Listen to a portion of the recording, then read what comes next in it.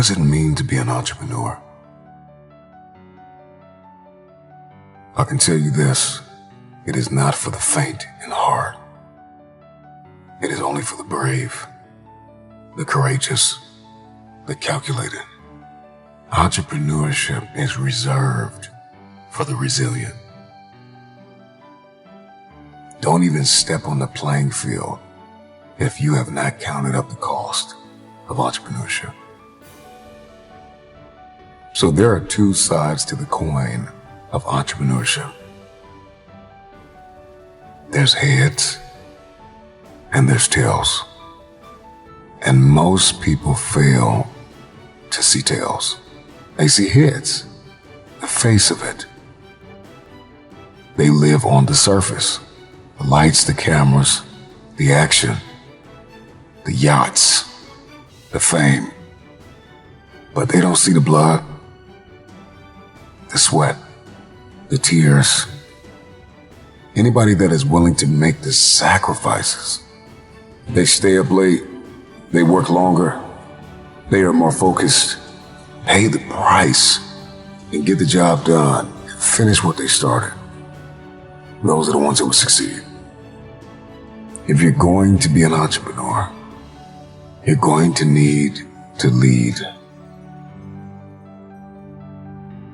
The world needs more creative, resilient, passionate, committed, focused, disruptive entrepreneurs. The last thing we need is somebody to come along with another good idea, but they don't have the passion, the perseverance, and the grit to get the job done. We don't need another person that's going to start something and quit in 6 months. Don't tell me you want to step into a room and dominate if you don't have passion. Don't tell me that you want to be a disruptive entrepreneur and you want to step into a room with a new idea and challenge and change the status quo and you don't have passion. Right now you may be in pain. Right now you may be hurting. But if you have vision, you are able to see past the pain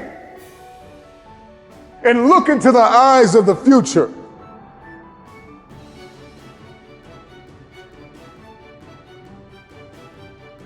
Your perspective can either become your prison or your passport. It can either arrest you or release you. In 1903, it was the Wright brothers that defied the laws of gravity. And if you know anything about gravity, gravity will pull you down and keep you down. It will stop you from flight. It will stop you in your tracks. If you believe in something, metaphorically speaking, gravity will hold you down, it will hold you back, and it will dare you to fight. Your perspective can either be your prison or your plane. I don't know about you, but today I made the decision to defy the laws of gravity. The first successful heavier than air-powered aircraft was designed and built by the Wright brothers. They flew it 4 times on December 17, 1903, near Kill Devil Hills, about 4 miles. I believe possibility is destiny, and it is fear that keeps us arrested and apprehended by the spirit of impossibility. I'm going to tell you this right now, and nobody else is going to tell you this. Impossible is a spirit, and you've got to arrest that spirit or it will arrest you. Impossibility is like a soda fountain, the easy way out, the path of least resistance, because to say something is impossible, to give up, to cop out, to fill your cup of carbonated excuses.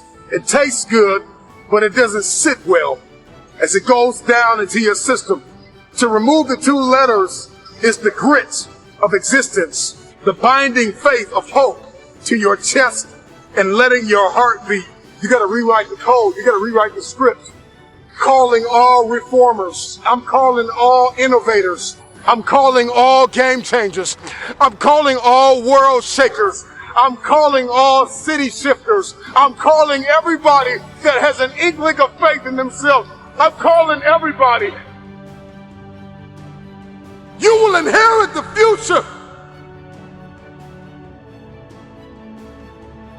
If you're not where you want to be financially, if you're not where you want to be emotionally, if you're not where you want to be physically, relationally, socially, 10 times out of 10, it is because you have settled in a place called convenience. Here's what I need you to do. I need you to admit the fact that you've gotten lazy.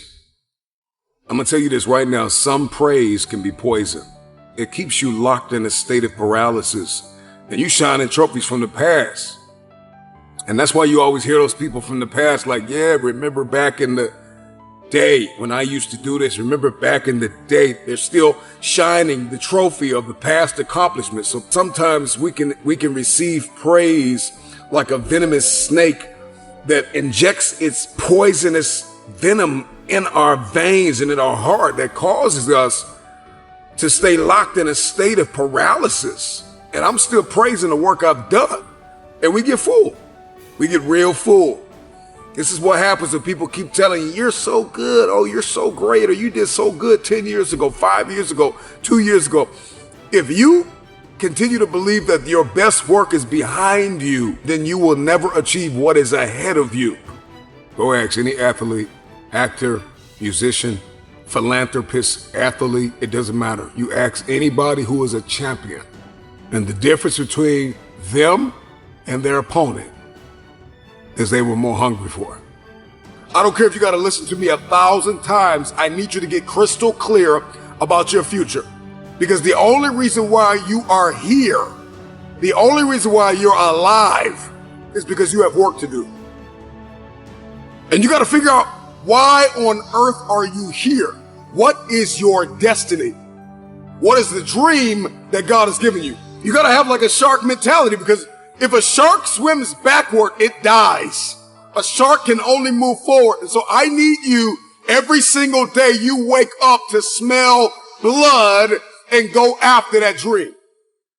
If there's anything I can pour from my heart, if there's anything I can give you in this moment, my greatest piece of advice is to protect your hunger. You show me a man who is failing, and I will prove to you that he is no longer hungry. When you are hungry, you are creative. When you are hungry, you are innovative. When you are hungry, when you are no longer full, when you are no longer satisfied with where you are and you raise your standards, it is only then that you can have your future. If you can stay hungry, you can get the resources. If you can stay hungry, you can get the strategy. If you can stay hungry, the ideas gonna come. If you can stay hungry, the connections will be aligned. If you can stay hungry. The problem with many of you is that you got full, you got complacent, you got lazy. Somewhere along the line, you lost your enthusiasm, your optimism. You lost your hunger. I'm never full. I'm never full. I'm never full. I'm never full. If you want your future, then you are going to have to get acquainted with pain, with discomfort, with inconvenience. Because hunger is the only thing that's going to give you the power to persevere through that pain. Never stop climbing the hill. There is always another hill to climb. Go find your hill and climb. You got to be hungry for your dream. You got to be hungry for your next level.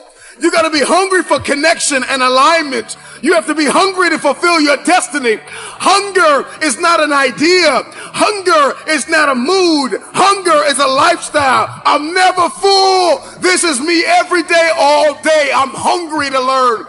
You got to be hungry to read. You have to be hungry to grow. You have to be hungry to manifest what is in your head.